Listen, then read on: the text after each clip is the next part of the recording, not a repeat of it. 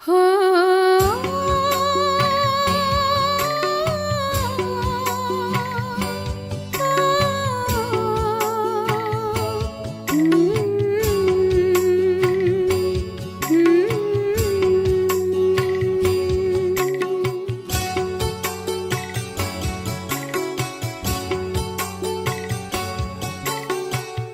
चले वतन की ओर डाल के प्रेम की डोर। हम चले वतन की ओर डाल के प्रेम की डोर। बाबा खींच रहा है आज सहज ही अपनी।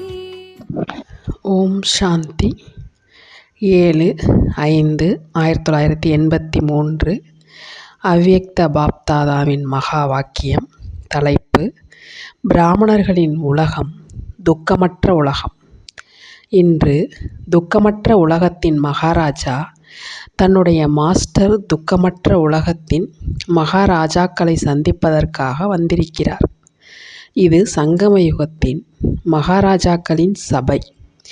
இதே ராஜ பதவி மூலம் எதிர்கால பிராப்தியை அடைகிறார்கள்.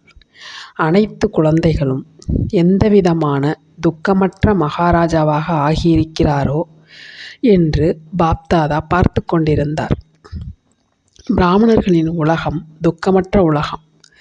சங்கம யுகத்தின் பிராமண உலகத்தின் அதிகாரி ஆத்மா என்றால் துக்கமற்ற உலகத்தின் மகாராஜா. எண்ணத்தில் கூட துக்கத்தின் அலைகள் இருக்க வேண்டாம். அந்த மாதிரி ஆகியிருக்கிறீர்களா? துக்கமற்ற உலகத்தின் மகாராஜா எப்பொழுதும் சுகத்தின் படுக்கையில் இருப்பதாக, சுகம் நிறைந்த உலகத்தில் இருப்பதாக தன்னை அனுபவம் செய்கிறீர்களா? பிராமணர்களின் உலகம் மற்றும் பிராமண வாழ்க்கையில் துக்கத்தின் பெயர் அடையாளம் இல்லை. ஏனென்றால் பிராமணர்களின் களஞ்சியத்தில் இல்லை என்ற எந்த ஒரு பொருளும் இல்லை. பிராப்தியின்மை துக்கத்தின் காரணமாக இருக்கிறது. பிராப்தி சுகத்திற்கான வழி. அம்மாதிரி அனைத்து பிராப்தி சொரூபமானவர், அதாவது சுகஸ்வரூபமானவர். அந்த மாதிரி நிரந்தரமான சுகஸ்வரூபமானவராக ஆகியிருக்கிறீர்களா? சுகத்திற்கான சாதனம் விசேஷமாக சம்பந்தம் மற்றும் செல்வம்.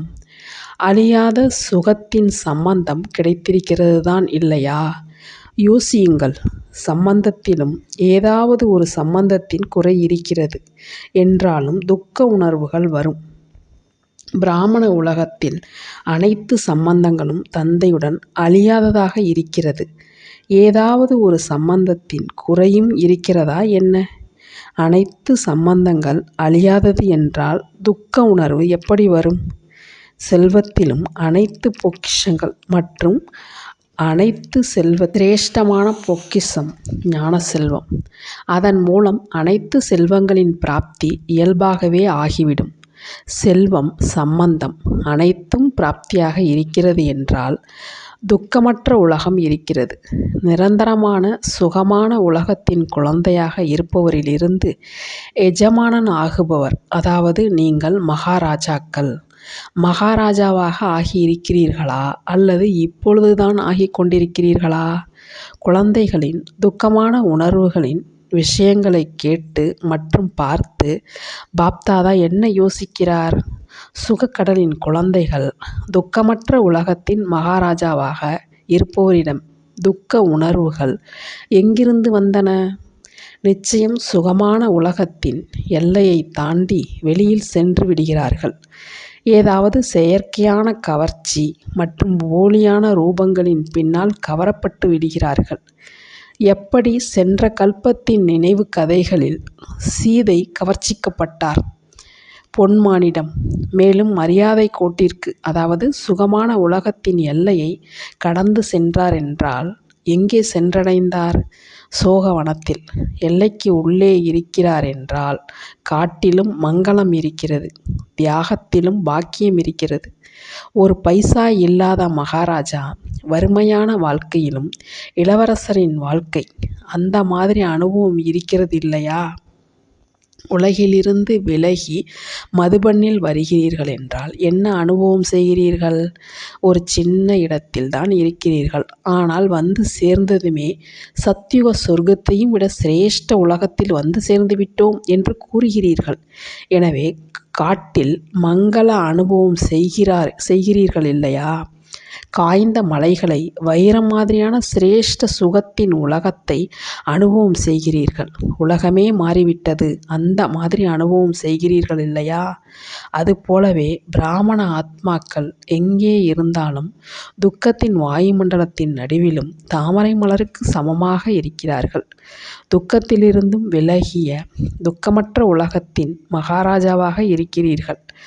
உடலின் நோயின் காரணமான துக்க உணர்வு அல்லது மனதின் வீணான குழப்பத்தின் துக்க உணர்வு அல்லது அழியும் செல்வத்தின் பிராப்தியின்மையின் மற்றும் குறையின் துக்க உணர்வு, தன்னுடைய பலகீனமான சமஸ்காரம் ஸ்வாவம் அல்லது மற்றவர்களின் பலகீனமான ஸ்வாவம் சமஸ்காரத்தின் துக்க உணர்வு, வாயுமண்டலம் மற்றும் வைப்ரேஷனின் ஆதாரத்தின் துக்க உணர்வு, சம்பந்தம் தொடர்பின் ஆதாரத்தில் வரும் துக்க உணர்வு தன் பக்கம் இழுத்து விடுவதில்லையே.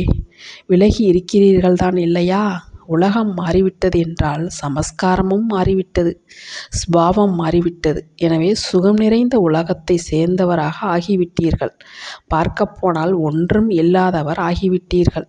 அதாவது இந்த தேகம் என்ற வீடும் தன்னுடையது அல்ல, ஒன்றும் இல்லாதவர் ஆகிவிட்டீர்கள் இல்லையா? ஆனால் தந்தையின் அனைத்து பொக்கிஷங்களின் எஜமானனாகவும் தான் ஆகிவிட்டீர்கள். சுயராஜ்ய அதிகாரியாகவும் ஆகிவிட்டீர்கள். அந்த மாதிரி போதை குஷி இருக்கிறதா? இதைதான் துக்கமற்ற உலகத்தின் மகாராஜா என்று கூறுவது. அம்மாதிரி அனைத்து மகாராஜாக்கள் அமர்ந்திருக்கிறீர்கள் இல்லையா? ராஜ்யத்தின் நிலைமை நன்கு நடந்து கொண்டிருக்கிறது. அனைத்து ராஜ்ய நடவடிக்கைகளும் உங்களுடைய கட்டளைப்படி நடந்து கொண்டிருக்கின்றனவா? மகாராஜா உங்களை யாராவது ஏமாற்றுவதோ இல்லையே. அனைத்து ராஜ்ய காரியங்கள் செய்பவர்கள் சரி ஐயா, வந்தேன் ஐயா என்று கூறுபவர்கள் தான் இல்லையா? தன்னுடைய சபையை கூட்டுகிறார்களா? ராஜாக்களின் சபையோ கூடும். அனைத்து ராஜ சபையில் இருப்பவர்கள் யதார்த்த காரியம் செய்து கொண்டிருக்கிறீர்களா? பொக்கிஷங்களின் களஞ்சியம் நிரம்பி இருக்கிறதா? எப்பொழுதும் பெரும் வள்ளலாகி தானம் செய்து கொண்டே இருக்கும் அளவிற்கு களஞ்சியம் நிரம்பி இருக்கிறதா? இருந்தும் குறைவற்ற களஞ்சியமாக இருக்க வேண்டும். சோதனை செய்கிறீர்களா? பிரம்மா குமாரராகவோ ஆகிவிட்டேன், யோகியாகவும் ஆகிவிட்டேன் என்ற இந்த அலட்சியத்தின் போதையில் சோதனை செய்வதை மறந்துவிடுவதில்லையே. எப்பொழுதும் தன்னுடைய ராஜ்ய நடவடிக்கைகளை சோதனை செய்யுங்கள். புரிந்ததா? சோதனை செய்ய தெரியும் தான் இல்லையா? பெரும்பான்மையான பழைய அனுபவிகளின் கூட்டம்தான் இது இல்லையா? அனுபவி என்றால் அதிகாரம் உள்ளவர். எந்த அதிகாரம்? சுயராஜ்யத்தின் அதிகாரம். நீங்கள் அந்த மாதிரி அதிகாரம் உள்ளவர்கள்தான் இல்லையா? இப்பொழுதோ நான் சரியான மகாராஜாவா என்று சோதனை செய்விப்பதற்காக, சான்றிதழ் பெறுவதற்காக வந்திருக்கிறீர்கள்தான் இல்லையா?